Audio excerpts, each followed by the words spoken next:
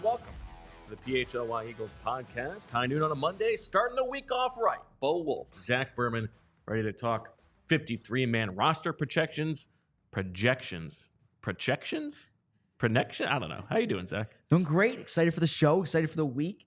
The schedule comes out this week. That's always fun. Big day for Emily. Yeah, big day for Eagles fans. And looking forward. What does Emily like better, Mother's Day or schedule release day?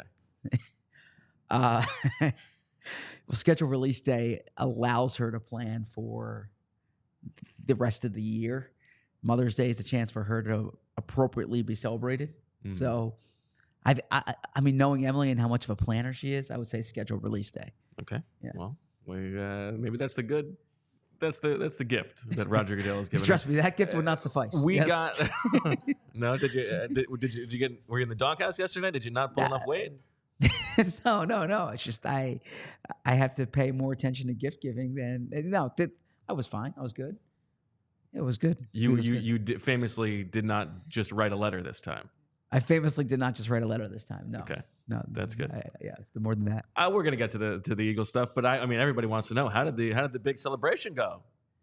Oh, on Saturday, the baseball team. It was awesome. It was great seeing these guys. I'm proud to be part of that team, and I hadn't seen some of them in a decade, 2 decades. Right? It was great. They all asked about Julia, and we had a chance to reconnect. A number of them listened to the show, and so it was. They've been waiting to see what you're going to say about this evening. No, so it was fun. I felt it was. Do you guys have a catch?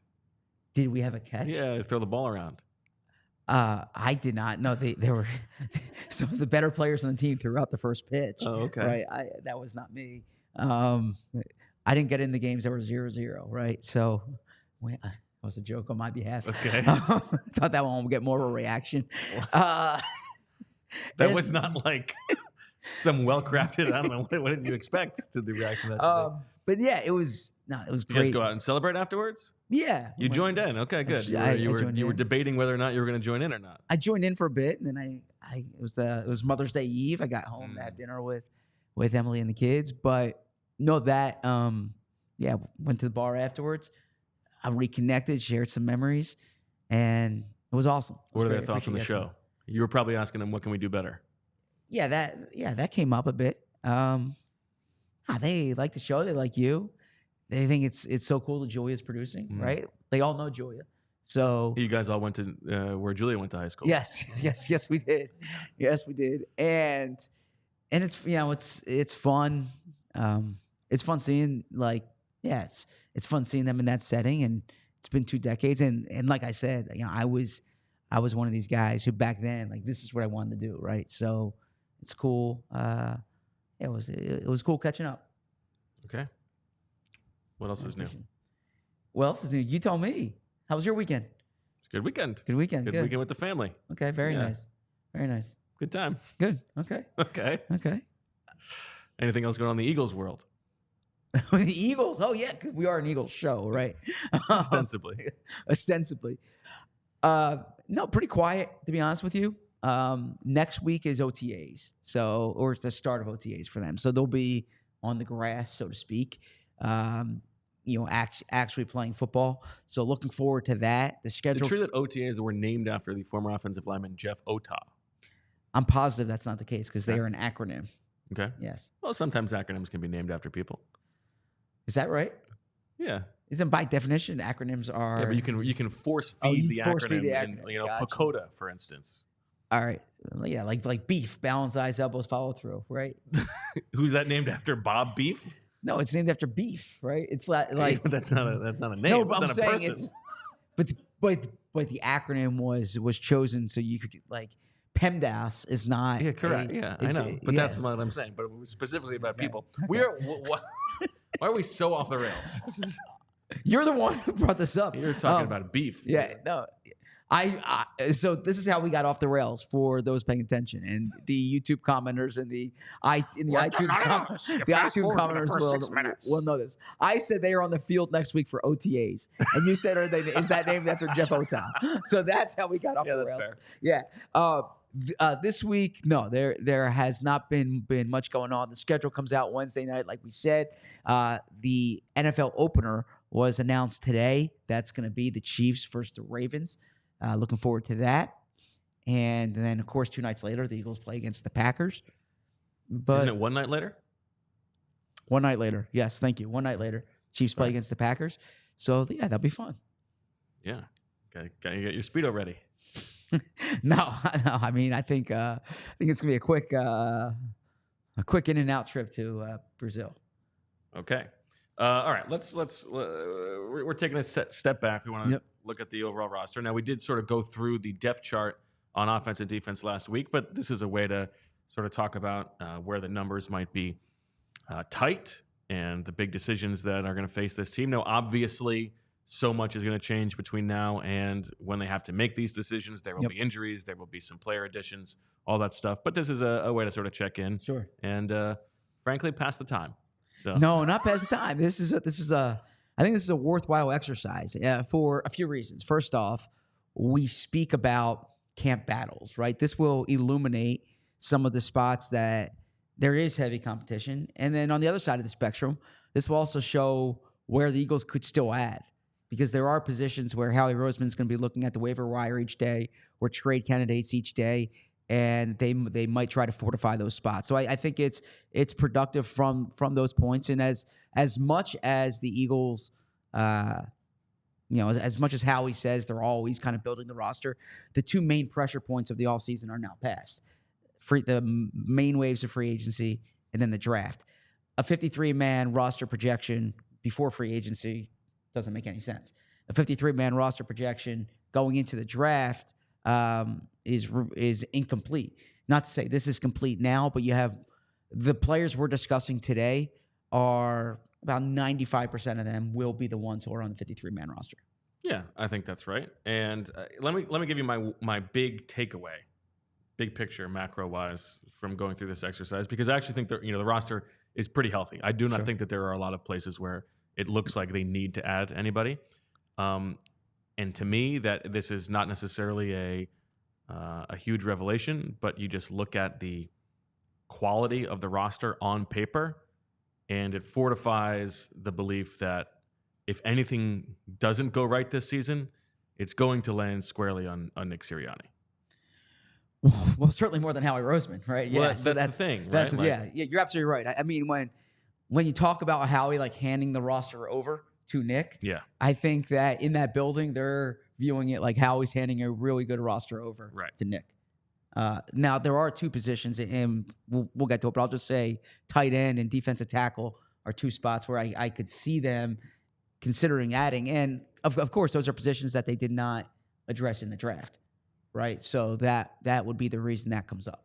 And then the other thing is, but Nick Sirianni's not going to go into Jeffrey Lurie's office and be like, "Hey, we were 7-10, but Howie never really got me that 3rd tight end or 6th defensive tackle that I wanted." No, you're absolutely right. But I would say, so if you think about off-season priorities for Howie Roseman, their corner, like this exercise showed, their cornerback depth chart is in a much better shape, is in a much better spot than it was a year ago. Now, a year ago, you would look at that and you would say, well, James Bradbury and Darius Slate, but behind them, depth was a major concern.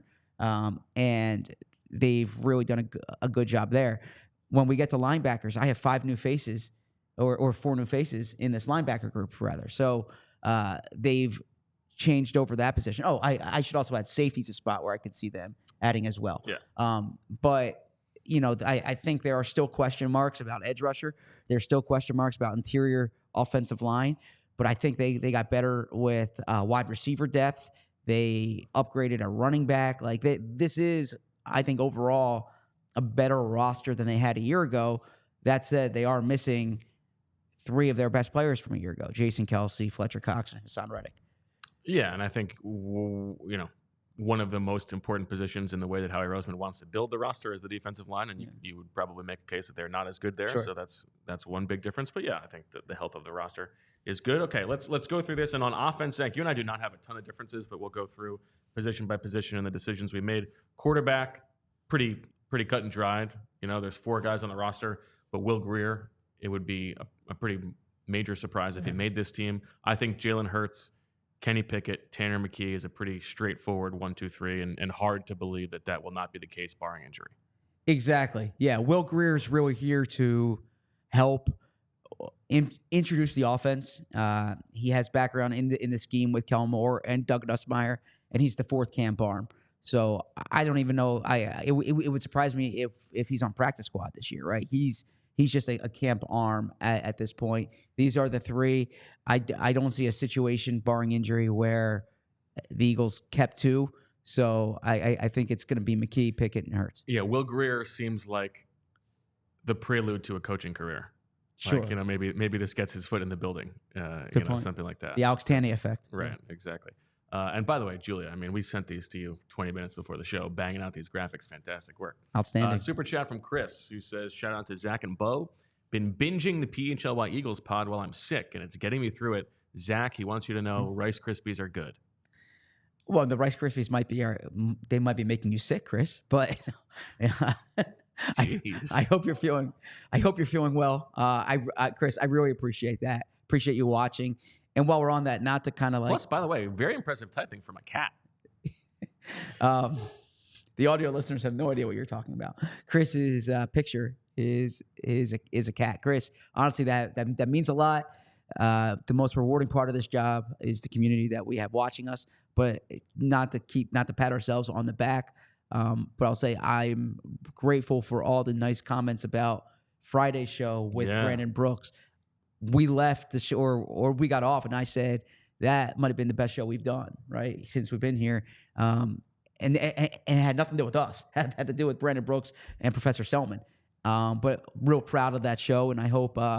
Imagine if you're watching now, you watched that show. But if you're listening back or you're just trying to catch up, check in on that because I thought Brandon was open, was honest, it was conversational, fun show. Your boy Scott pulled me aside on his way out of Quickball yesterday. Said that he liked that episode. Oh, thank you. That's awesome. Appreciate it. Shout out to Scott. There you go. Quickball. Is that what you said? Yeah, that's what I said. What is quickball? It's the prelude to T-ball.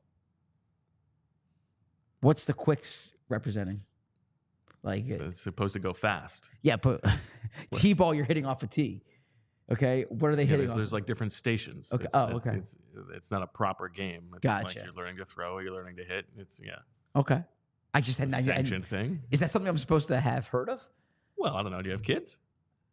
Yeah, my kids play baseball. Okay, that's fine. My kid plays baseball. Yeah, these are free. This is a prelude to that. It's below that. Okay. That's fine. Below that was. But I don't know why Quick is hanging you up so much. I had never heard of Quickball. It's named after Mike Quick. Nah, I doubt it's not, unless it's an acronym, right? All right, let's get back to the show. No. I don't want to. All right, let's talk about running back. Now, this is an interesting one because they have a few guys depth-wise. Tyrion Davis-Price, Lou Nichols, who have been in the league, Kendall Milton, the undrafted guy from Georgia. But we both have them going relatively light based on what they've done in the past. Usually they carry 4 running backs. We both have them only keeping Saquon Barkley, Will Shipley, and Kenny Gainwell. Yes, I was considering Davis-Price here, but when I was just putting the 53 together, the same way the Eagles would, there's spots when I went heavier. I couldn't really justify keeping a 4th running back, especially with the practice squad rules. They gave Davis-Price a good guarantee, right? He's even more than they would like an undrafted free agent. Davis-Price is going to have a shot to make this team. But given that Barkley's going to have such a big role, we expect him to be a 300 snap, or 300 touch guy, 70% snap guy. Unless there's an injury, I think they can get by with 3 on the 53 man roster. Yeah, I think this is more about guys like Davis-Price and Lou Nichols. You would feel comfortable just getting them through to the practice squad. They'll be in the building. You'll have fortification if you need it, but they don't necessarily require a roster spot to keep them. Now, whenever we have this depth running back conversation, you bring up Lou Nichols. Is he someone that you find? Well, there's only 6 guys. He's one of the guys. But my point is I'm interested to see Lou Nichols. He had a very productive college career. Mm-hmm. Interesting body type. I don't know. Yeah. I'm just curious to see him. See, that's a sufficient Plus, answer. I like the spell of Lou. That's a sufficient answer. I didn't think it was an unreasonable question. No, it's not an unreasonable question. It's a totally reasonable question. But it's also, there are only 6 guys. Of course, Okay, gotcha. like, you always bring them up. Well, You see, you always bring up Tyrion Davis-Price. Why do you do that? because that's a good question. Because the draft pedigree, former 3rd-round pick, who they gave a decent guaranteed money to. Yeah. Guaranteed money often indicates the interest that they show. When you get the T-ball, you'll understand this reference. That's teeing you up. I like the Yes. threat level midnight comment that reads simmed ahead through T-ball and quick ball straight to baseball. No, it's coach pitch. Okay. Yeah. This is we've talked about this. Tyrion Davis-Price is a 3rd-round pick Yes. who was in the 49ers offense, like the most running back friendly offense in the league. Yep. Kyle Shanahan didn't want him. That to me is more signal than like Lou Nichols was a 7th-round pick with the Packers. They had good running backs. I'm more willing to believe that he has untapped ability than that Tyrion Davis-Price all of a sudden is going to turn it around. I'll counter. Trey Sermon was a similar type of story. Exactly. Yeah, who the Eagles carried on their roster, and then the Indianapolis Colts brought in, and he actually played meaningful snaps for the Colts. So that is suggestive that there's talent, that a player is a 3rd-round pick who gets waived, who gets waived at that stage of his career. Teams tend to think that there's talent that can be scratched, as opposed to undiscovered running back talent. But look, Our friend the cat, scratch him. Okay. I don't know.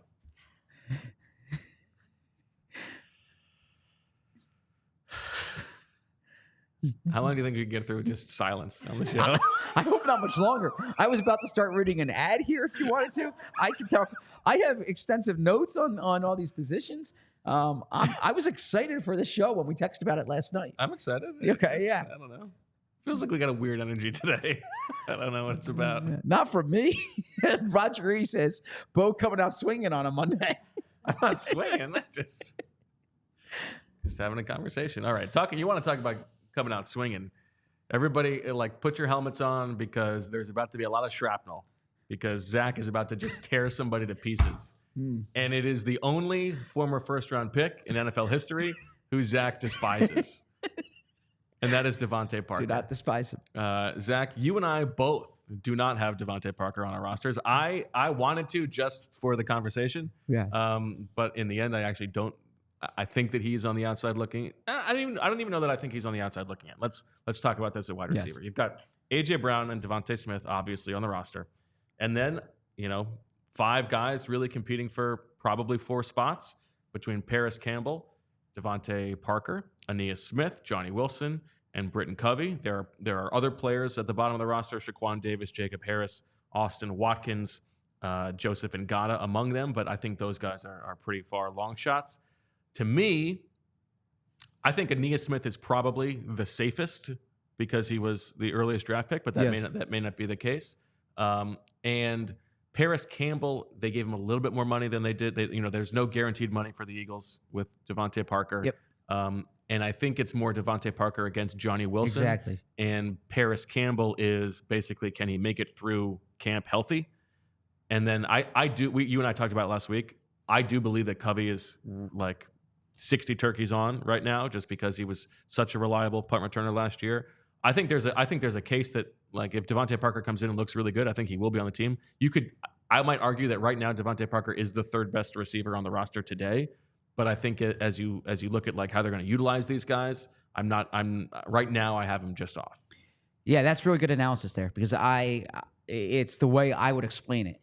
I'm not convinced Johnny Wilson makes the 53, but I don't think it's going to be Parker and Wilson on the 53. I think the Eagles are going to have that big-bodied backup wide receiver that they did not have last year.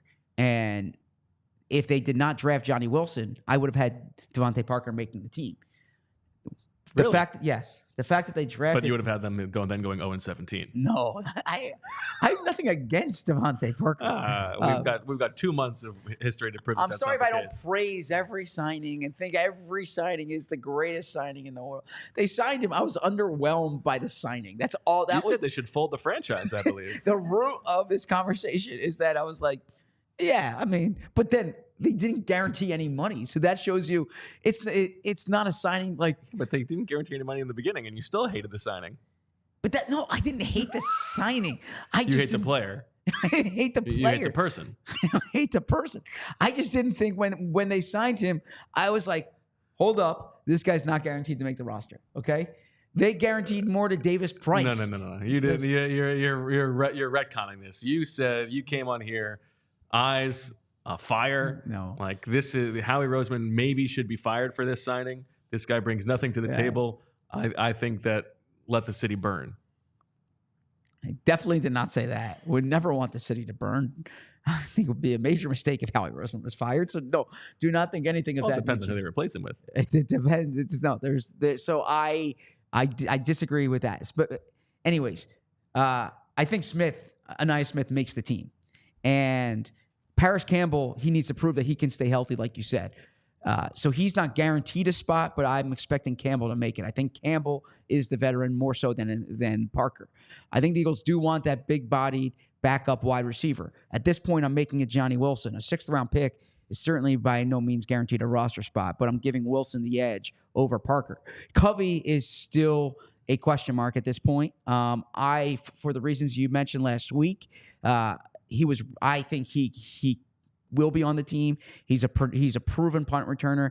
The Eagles have different options for kick returner, for backup punt returner, but I'm still going with Covey in this spot. I also think Covey can contribute as a potential slot receiver for them as well. Certainly not why he would make the 53, but he would kind of be a potential option there. I think given Ainias Smith and Parris Campbell, that's probably not his role, but it's primarily punt returner. I just look at it this way. I don't think after the year Covey had last year, the Eagles are going to be able to do what they did the past 2 seasons, which was cut him and have him on practice squad and elevate him to the 53. I agree. So if you want him on the team, you're going to have to keep him on the 53. And I think Covey did enough last year to earn that spot. And even though they do have intriguing punt return possibilities, be it Will Shipley, be it Cooper DeJean, be it Ainias Smith, be it Parris Campbell, I still think what Covey showed in the punt return game in particular, I'm not saying he'll return kickoffs, but the punt return game in particular gives him the edge there. I mean, the Parris Campbell thing is interesting. He's played 5 seasons in the league and has only topped 200 yards receiving once. Yes. And that was 2 years ago, and it was the only time he stayed healthy. He has had real trouble staying healthy. I mean, DeVante Parker, he's been playing in the league. Now, this goes to your Julio Jones fascination and thinking that guy should have been on the field on every play. But DeVante Parker has a much better track record than Parris Campbell as a starting receiver, not just a bid player. I don't know, and that's why I say I think that he is the third best receiver on the roster today. I just think as they're building the roster, as long as the top 2 guys make it through camp healthy, that they can focus a little bit more on the depth to develop. Yeah, I would agree with that. And yeah, I think Campbell's health is a big variable here. And that's why you can't put him in ink for the 53. So there's only 3 guys here who I would say are definitely on the 53. And you said this before I was listening. And even though I'm not even sure I would say Ainias Smith is definitely on the roster. It would really surprise me if they moved on from him. I think the last 5th-round pick they did not keep on the 53 was Nate Gary, interestingly enough. And then they ended up bringing him back. Right. But yeah, I think if Johnny Wilson outplays him and Parris Campbell looks great, I don't know. I think it's possible. Sure.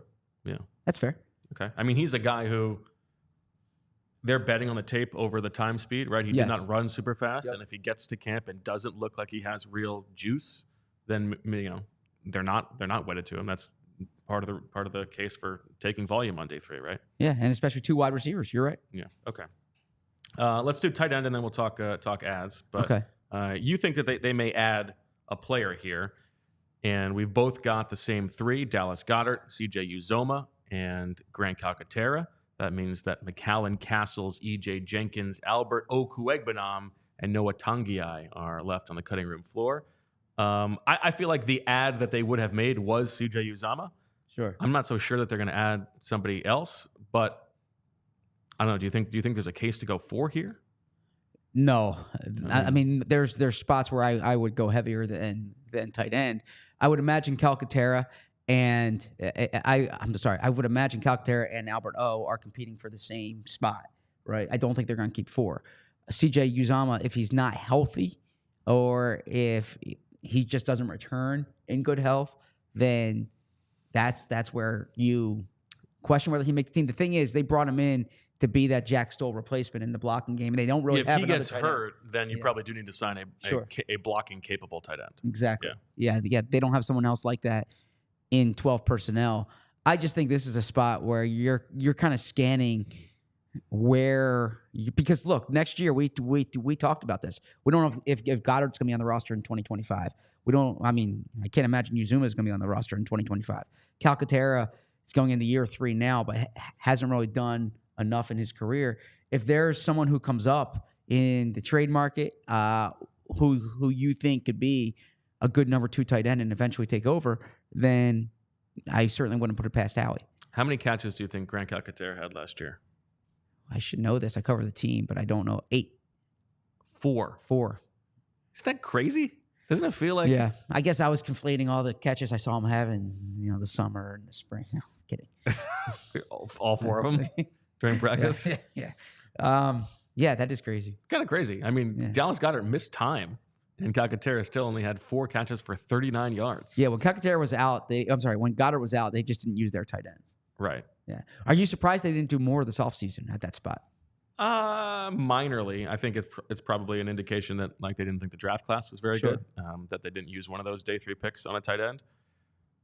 I think it is probably the most combustible position, just based on Dallas Goedert has a very extensive injury history, especially recently. So does CJ Uzoma. Yep. This is the one place where they really could get waylaid. Get what? Waylaid. What's waylaid? Should I know that word? I don't know. I mean, depends on what. English is your vocation. English is my vocation. Waylaid. Okay, I did not know that. Okay. How do you spell it? Waylaid. Waylaid. Okay. And I try to learn something. I try to learn many things new every day. I learned waylaid today. Yeah. Get that into my next article. Waylaid. Yeah. It's like, how was your weekend, Zach? I got waylaid. All right, let's talk about the ads for a second. Let's talk about BetPARX, our friends at BetPARX who are watching this show and wondering what is going on. What are they spending their money on? Well, it's a beautiful ad read like this, because BetPARX is where you can get in the zone on the BetPARX Sportsbook app. The money is in the moments. Watching some of those playoff basketball games over the weekend. Some fun stuff going on. It continues. Who's playing tonight, Zach? Are the Knicks Pacers back at it? Knicks Pacers, yep. Back at the Garden. That game's going to be close. Who are you going to bet on? Well, find out. No, that game's tomorrow. I'm sorry. Tomorrow at 8 p.m. God damn it. But you can still bet on it tomorrow. Great thing about BetPARX app is it's you on can your bet on it today and tomorrow. Double down. Yes, exactly. Win your first $10 bet and earn $125 in sports bonus bets. You play for fun. You love to win. You bet. Download the app and play along with us. Must be 21 or older. Please gamble responsibly. If you or someone you know has a gambling problem and wants help, call 1-800-GAMBLER. I put some money this week on the PGA Championship on the BetPARX Sportsbook app. There you go. There you go. Yesterday morning, 7:30 a.m., take the kids to the grocery store. We're getting we're getting flowers. We're getting food for dinner. We're having a fun time in the grocery store. And I pass by the canned drink section, and I see Olipop.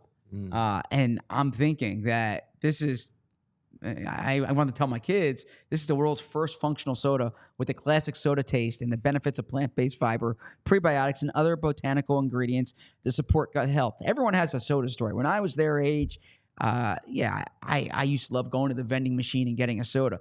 Well, these days, you're very mindful of your health, so where are you going to turn for soda? You're going to turn to Olipop, because Olipop is a new kind of soda with only 2 to 5 grams of sugar and 9 grams of fiber per can. It's available online and in almost 30,000 retailers nationwide, including the most recent launch at all Wawa stores. I mentioned 30,000 retailers nationwide. It's at my local grocery store. It was great to see. And they had a lot of flavors. If you go to Wawa, you're going to see classic root beer and strawberry vanilla. Those are 2 of the most popular flavors. But there's other great flavors you can get elsewhere, and that's vintage cola, orange squeeze, classic grape, cream soda, cherry cola. There's so many. Use the code PHLY20 for 20% off your next Olipop order. The discount only applies to one-time orders, not to subscription orders. Olipop Sounds like Julia's cracking one right now. There you go, Julia. Which one?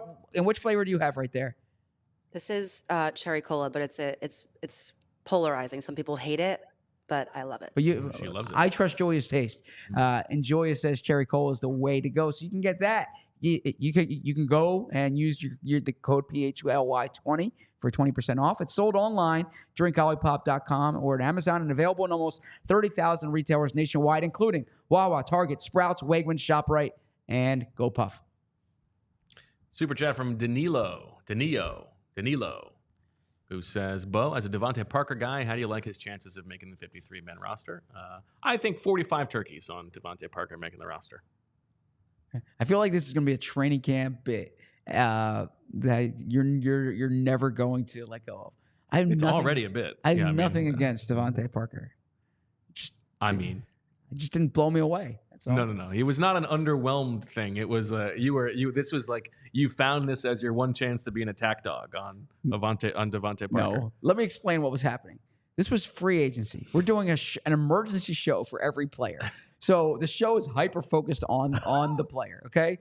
I believe in being reasonable, but I can't just go onto a show and be like, I'm ambivalent. I got nothing to say. Why would anyone listen? Like, we're paid to have something to say. So what you're paid to tell the truth. What my commentary my commentary at the time was basically that, this is not a signing that would excite me. I don't know if he's going to make the roster. He's had a fine career, but the Eagles aren't guaranteeing any money here. That was my analysis. That is it. As Andy Reid's mustache says, ZB, as soon as you embrace a bit, Bo will pivot. All right, so maybe I should just keep bringing up DeVante Parker, and then you'll say, that's like a mailbag. Everyone does it. Yeah, I mean, I thought it was aggressive that you brought into the office the toilet paper with DeVante Parker's face on it, but you do you. All right, let's go. Next one. People are curious, Zach, at the reunion of the baseball team. Yeah, what about it? Hadn't seen these guys in a long time. Yeah. Hug or no hug? Well, so it was actually on the text thread before. Someone said, ZB said on his podcast that he's not going to hug. And so I did the handshake hug combo for some, but then we had to do the thing where we all got called out onto the field, and like it's like at the opening day or the All-Star game where you have to like greet every single person there, all the players. You go down the line. Yeah, you go down the line. And I was the first one out from our team. Okay. So I didn't know if I'd do a handshake for everyone or just a fist pound for everyone. So I did the handshake to the coaches, like the current coaches, and the fist pound to the players, and it expedited the process. You didn't want to. Oh, you had to do that to the current players. Well, yes, that's what happened. That's interesting. Yeah. What? I mean, no offense to you guys, but like, how uninteresting is that to the players? Like, they got to stand out there and like fist pound all these guys who are 20 years older than them. I mean, respectfully, we went 32-2. We won the state championship. They don't care about we won that. the state championship. What does that matter to them? If you're at if you're at Wake Forest and well, I would say Wake Forest hasn't won any national championships recently, but if you're at Syracuse, shot fired at the field hockey dominance of the mid 2000s. No, all right. If you're Syracuse basketball and the 2003 team comes back, okay, and get off the road. Okay. The 2003 team comes back. Well, they're gonna be introduced. You shake the hands. I'm just saying, it's like there's like a lot of kids on a baseball team. They gotta just sit there as all these old guys come looking for pounds. Yeah, there were a lot of players, but no, it was nice being back. Nice for you guys, yeah. But I just mean the pomp of. I think they wanted to get the game on. That's right? what I mean. Yeah, like what are they waiting for? And look, poor St. Joe's Prep is on the other sideline there. That's what it is. It's about icing them out. Yeah, poor St. Joe's Prep's probably who won the game. GA. Yeah. Okay, yeah, that's good. Our team. Yeah. But no, it was cool seeing them and talking sports. All right, let's talk about offensive line, the last spot that we have on the offense, and this is I believe the only place on the offense where we do have a difference. And I'm not so sure that I believe in this strongly, but my case here is that given Mekhi Becton's presence, I'm not so sure that Fred Johnson's spot on the roster is Interesting. securely guaranteed. You've got the starting 5 that we agree on, presuming Tyler Steen at right guard. We've both got Mekhi Becton. We've both got Matt Hennessy. We've both got Trevor Keegan. I think Dylan McMahon is on the roster fringe. Like for me, he's there, Sure. but I think there's a chance that he doesn't make the team. And then I'm rolling the dice here with the undrafted free agent from Howard, Aneem Dankwa, taking my last spot over Fred Johnson. Now, the Eagles liked Fred Johnson enough last year to make him the primary backup at left tackle and sign him to that extension. However, he has bounced around the league for a while. I don't think that he is necessarily guaranteed a roster spot, especially if Mekhi Becton can stay healthy and if Tyler Steen has the tackle versatility. It's not I would say Fred Johnson is more likely than not to make the roster right now, but I'm just I'm going with one little roll of the dice here. That's a good roll of the dice because I was considering Dankwa, and I put Fred Johnson on almost by default, right? I think he's an NFL player. You want to go deeper here. Quick on Dankwa because I do think they're intrigued by him. I wonder how much they're going to show in the preseason, if they're going to try to sneak him to practice squad. Or if it's the type of thing where he's on the field and shows some promise and you're like, you can't expose this guy, right? Because there are rare physical tools to develop there. But ultimately, I have Dankwa on the practice squad in year 1. Teams had 7 rounds to draft him. They didn't draft him. Also not making it, guys who are on the roster, Gottlieb A.J, the other undrafted free agent of note, Jason Poe, Darian Kennard, and Brett Toth.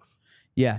So, look, I think Becton, Becton's going to make the team. He's going to be the top swing tackle, okay? If he stays healthy. If he stays healthy. Fred Johnson, I think he played his way onto the roster spot. He does have a little more versatility in his career than Becton has shown, right? You can play him a guard.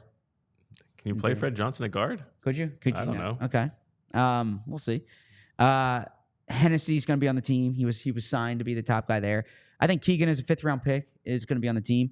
And then I think McMahon's a fringe guy, but the center guard versatility, he's certainly not guaranteed a roster spot. The Eagles have gone lighter in the past at O-line, but I would think that this year, given that they are trying to figure out their right guard spot, given that they have some older players, they have Lane Johnson, but they have some unknown there. They're going to want to go deep. They lost a few of their O-line stalwarts this past year, and Jack Driscoll is a 4-year player. Sua Opeta is a 6-year player for them. So yeah, you're going to kind of want to replenish your depth, and that's where I have them keeping Hennessy and Keegan. Keegan and McMahon for that reason. The only very minor disagreement I would have there is that I don't think that Matt Hennessy is guaranteed a roster spot. Interesting, even with health, because they drafted 2 guys. And, good point. He can't play outside, and so if it comes down to like Fred Johnson or Matt Hennessy, and Matt Hennessy is not going to be a starter, and they don't love what they've seen with him, and they like the young guys on the interior, then maybe they go for the tackle backup instead. Fair point. And there's not a lot of guaranteed money in that deal, so fair point. Just a thing to throw out there. All right, that is we both agreed 25 players on offense. Special teams, you know who it is. It's Jake Elliott, Rick Lovato, and Braden Mann. So let's go to the defensive side of the ball now. On the edge. Now, both of us have listed Zach Bond at linebacker, not at edge, because of the way that Vic Fangio talked about him the other day. He's sort of this group too. But otherwise, we agree on the 5, and that is Bryce Huff, Josh Sweat, Nolan Smith, Brandon Graham, and Jalex Hunt. That means no Teron Jackson, no Patrick Johnson, no Terrell Lewis, no Julian Okwara. Yes. If I can just rewind real quick, just on the roundup, Fred Johnson. Fred Johnson has started games in the NFL at left tackle, left guard, and right tackle. So he's played guard in the league, whereas Becton hasn't. That's the only thing I was pointing out. So 2 edge rushers, 2 of the edge rushers here. Yeah, I mean, I consider Bond a part of this group. Bond's going to flex between inside and outside. So that's why I have them going a little lighter here. Patrick Johnson's continued to earn playing time with continue to earn a roster spot. Played a lot 2 years ago, didn't play as much this past year. So he was my first guy off here.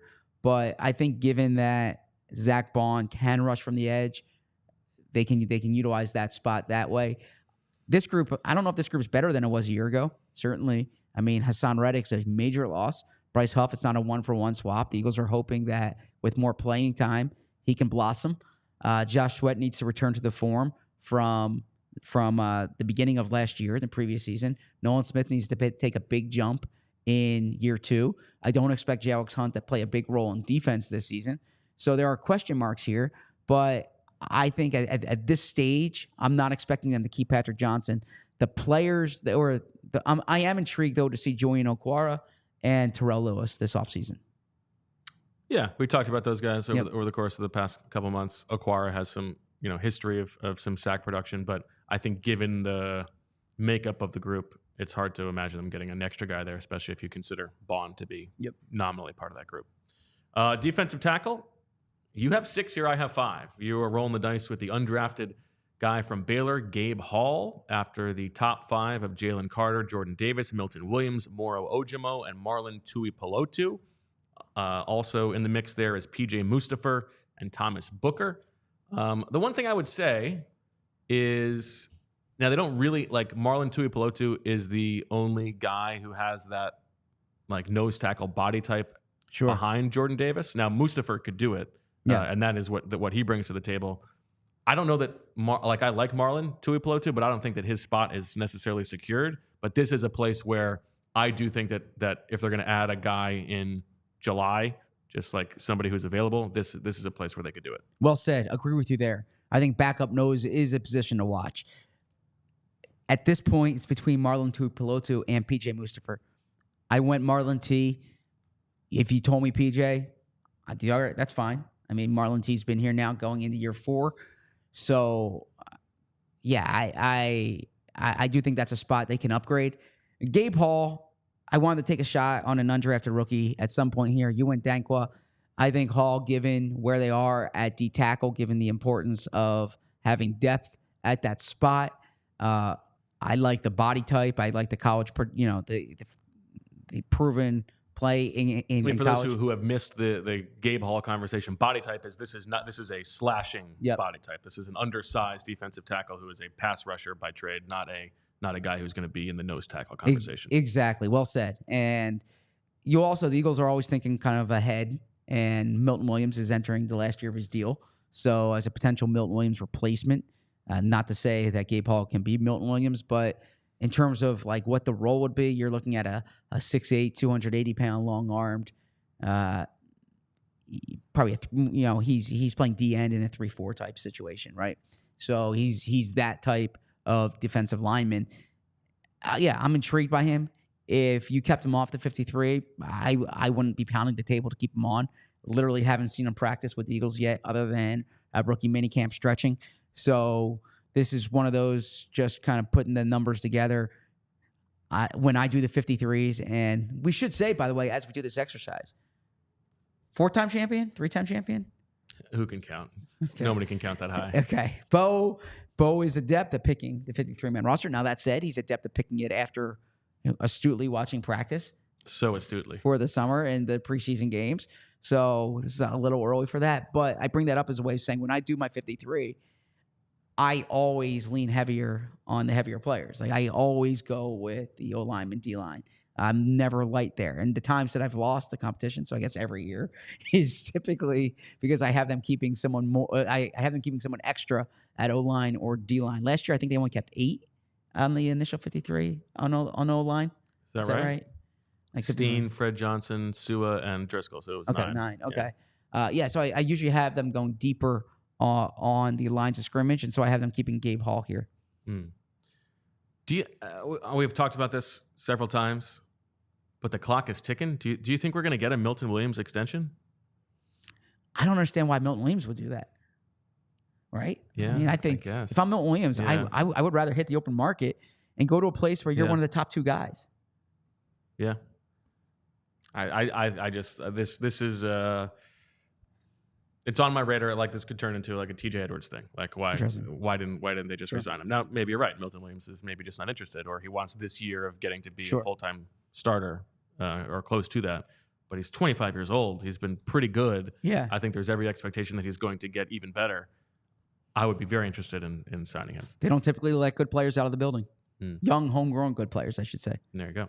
All right, let's talk about our friends at MortgageCS. It may be news to you, listener, viewer, but the mortgage company you choose matters more than ever. Even if you are already in the market, you can still explore your options with MortgageCS. This is home financing, not a marriage. You may be shocked at how much money you can save with Ben and our friends at MortgageCS. MortgageCS is an independent mortgage broker in the Philly area. That means that they won't steer you to just one mortgage option or what's best for them. They work for you, not the banks. Ben and Alec at MortgageCS will ensure you have a rock-solid pre-approval, and they'll take the time to explore anything you want. What a novel idea that they're working for you. You're not working for them. That's why MortgageCS is in the business of making things work for you. The CS stands for concierge service. The real estate market is competitive, so you can rely on MortgageCS to help you understand where you can be flexible in your offer to buy a home without taking on unnecessary risks. In the end, you will be so happy you texted Ben, the CEO of MortgageCS, at 267-391-7425. You see it there on the screen. Well, I mean, what's better than that? The CEO's phone number. Text him. Let him know you're interested. There's a reason people win more with MortgageCS, so call or text Ben now at 267-391-7425 and see for yourself. You can also go to www.mortgagecs.com/PHLY to check them out or view their 370-plus perfect 5-star reviews by searching MortgageCS right now. The advertisement is not a commitment to lend or extend credit. MortgageCS is an equal housing opportunity mortgage broker. All loans are subject to credit approval. Certain restrictions may apply. Company NMLS ID 1464766. Visit mortgagecs.com for more information. I was grilling last night. I'll grill a few times this week. I'll grill a few times next week. But I don't want to keep. I don't want to keep going to the grocery store. So where am I going to get this meat to grill? That's ButcherBox. ButcherBox is the place to turn for incredible deals on premium cuts from ButcherBox. Deals this good are hard to come by at the grocery store. It's the peace of mind that you have the high-quality meat and seafood that you can trust. It's the ultimate convenience that's delivered right to your doorstep. You don't have to park and go into the grocery store and go through each aisle and compare the different cuts of meat. No, this is right there, delivered right to your door, and it's free shipping, always curated to customized box plans. And I'm always looking for value.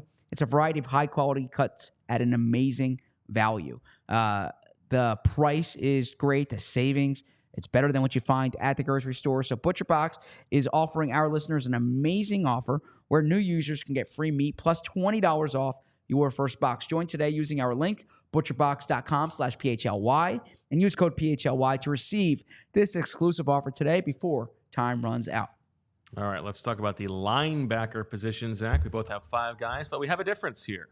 And we both have Nakobe Dean, Devin White, Jeremiah Trotter Jr., Zach Bond. You're going Oren Burks. I'm going Ben Van Sumeren. I don't feel super strongly about it, just for conversation purposes here. Now, this means that Brandon Smith is the only guy who does not make this roster of the people currently on the 90-man roster. But Oren Burks is a veteran. He's been around. He's a better player right now than Ben Van Sumeren is. But if you're talking about depth, you maybe take the upside on the guy who has a young, controllable contract. Well said. And to add to Bo's point, if you watch us every day, you probably know this, but for our new listeners, we should always tell you, if you're on the 53-man roster week 1 and you're a vested veteran, your contract's guaranteed. So someone like Ben Van Sumeren would be more appealing on the initial 53 than Oren Burks, because then you guarantee Oren Burks' contract, whereas Van Sumeren, you have that flexibility. And it's not a serious, significant contract for Burks, and it's $500,000 guaranteed according to Over the Cap. Yeah. But it's something the Eagles consider. I went Oren Burks because I think, given the uncertainty at the position, having someone who is a little more established, he can play special teams, he's proven he can play defense, they go there. I do know the Eagles were impressed by what they saw from Ben Van Sumeren last year. They elevated him from the practice squad, then they signed him to the 53-man roster, so he'll be in the mix. I think the big point here is that the Eagles have reshaped their linebacker core. Nakobe Dean is back, but so you have Van Sumeren. I don't. I have 4 new linebackers in that group. You have 3 new linebackers in the group. That is a big roster overhaul. Devin White, like we said there.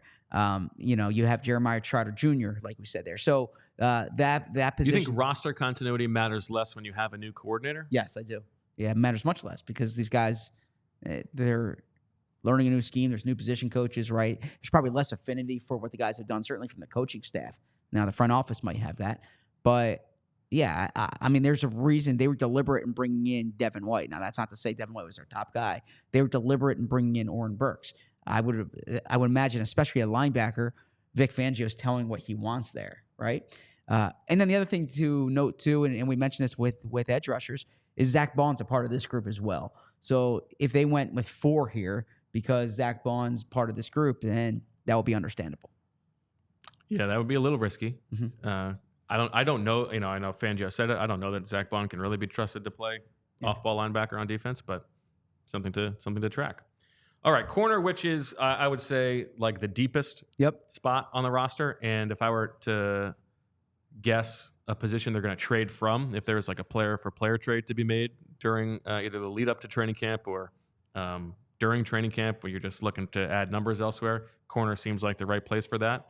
But we actually have the same 6 here, and it's interesting because there are a lot of tough decisions here. Darius Slay, Quinyon Mitchell, Cooper DeJean, Keely Ringo, those guys are set. Those are 4 obvious ones.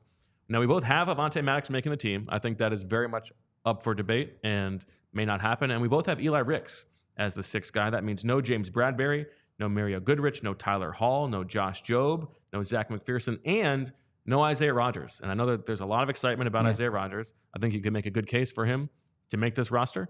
I actually kind of think that like Eli Ricks, to me, is maybe the most likely guy to get traded.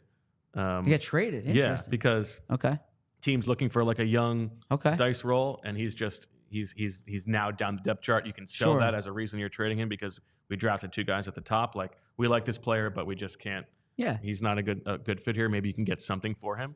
But for now, I have him over Isaiah Rodgers. Isaiah Rodgers has been out of football for a year. There's no, and I think we probably overstate how good he was with the Colts. Yeah, he's a worthwhile player to have in camp. We'll see how he does, but I don't necessarily think that he's guaranteed by anything, as you don't, obviously. Yeah, Isaiah Rodgers was my first cut, and again, this could change. You mean your last cut? My last cut, first.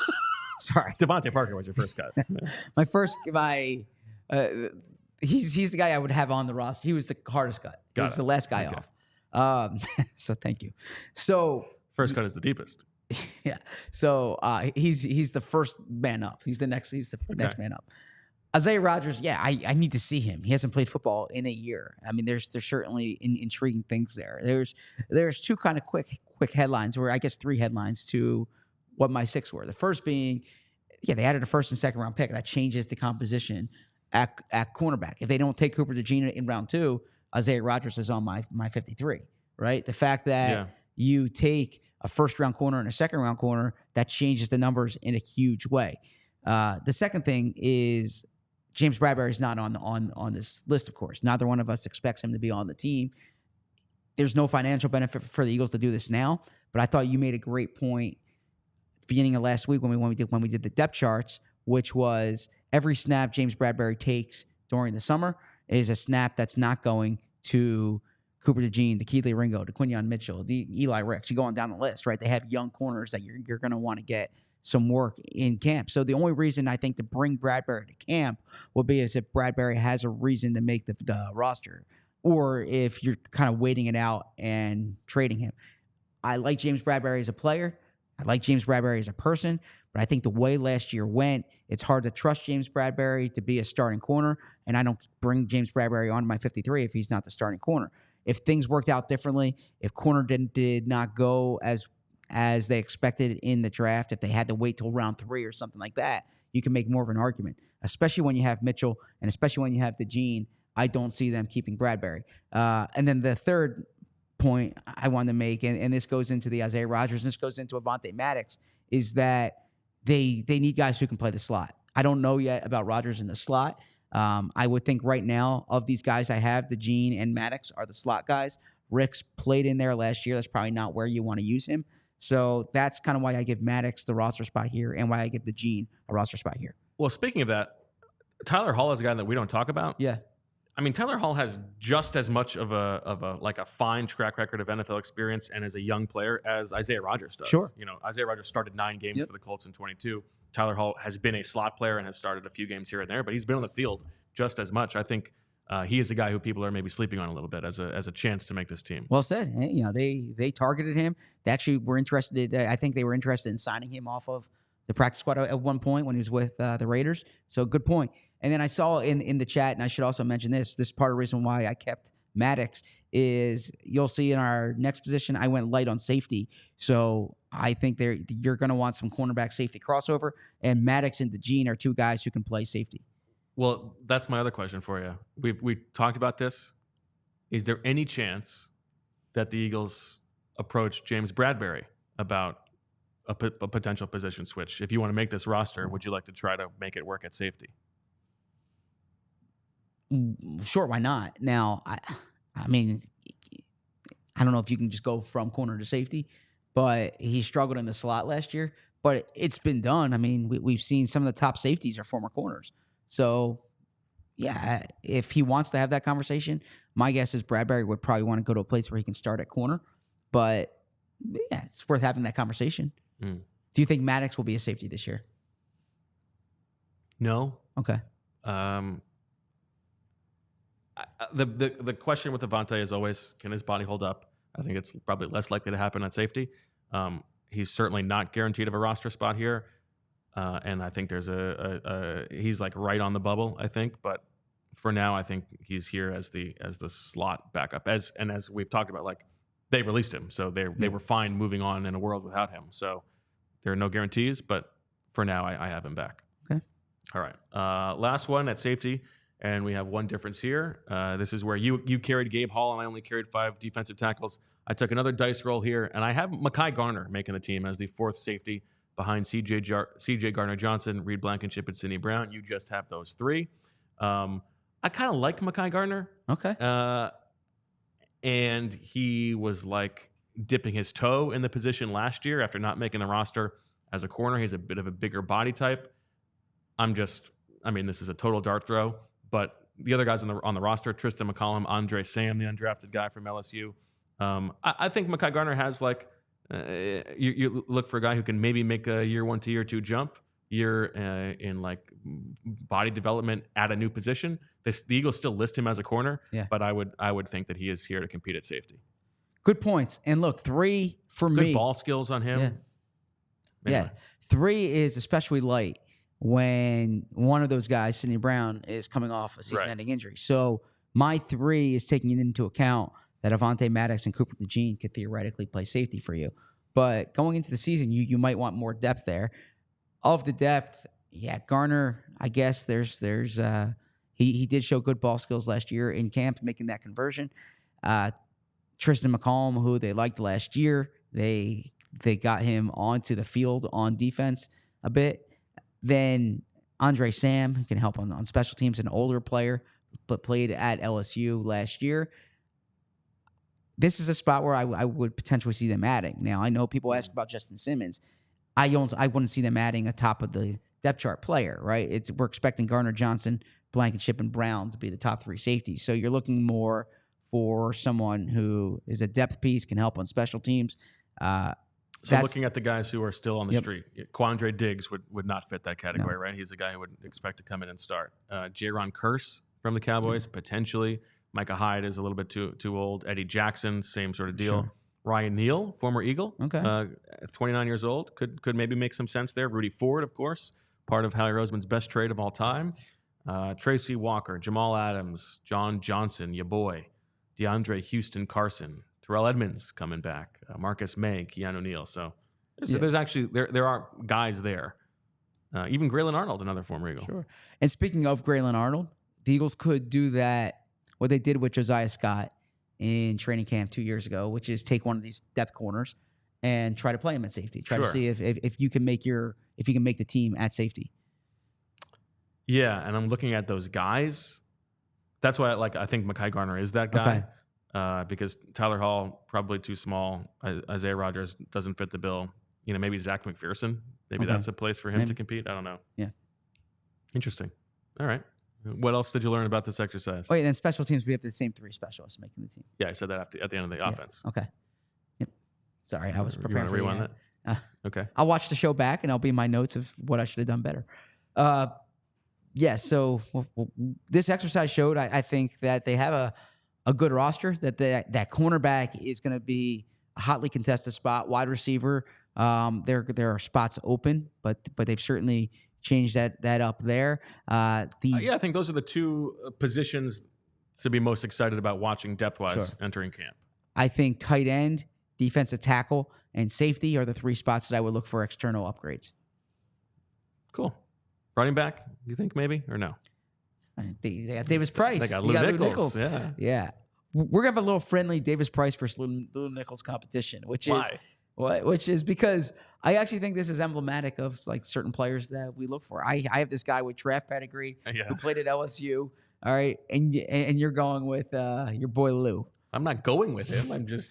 I'm curious about him. I don't need to see Tyrion Davis Price. I'm curious about Davis Price. I think this is Trey Sermon 2.0. Great. I think this. Do you think the Eagles regret letting go of Trey Sermon last year? No. You don't? No. Really? You think if they had to do it over again, they wouldn't have kept Trey Sermon over Rashad Penny? I don't think they care. I don't know. I think they might. I think that's one where they look back and they say, yeah. You think that's why? They think that's why they collapsed down the stretch? I don't think that was the reason? I don't think that's why they collapsed down the stretch, but I do think they should have kept Trey Sermon. I don't think Howie's thinking about that one too much. He's too busy pounding his chest over the Rudy Ford Bruce Hector trade. Well, Howie should always be reflecting on what he could have and should have done better. Yeah.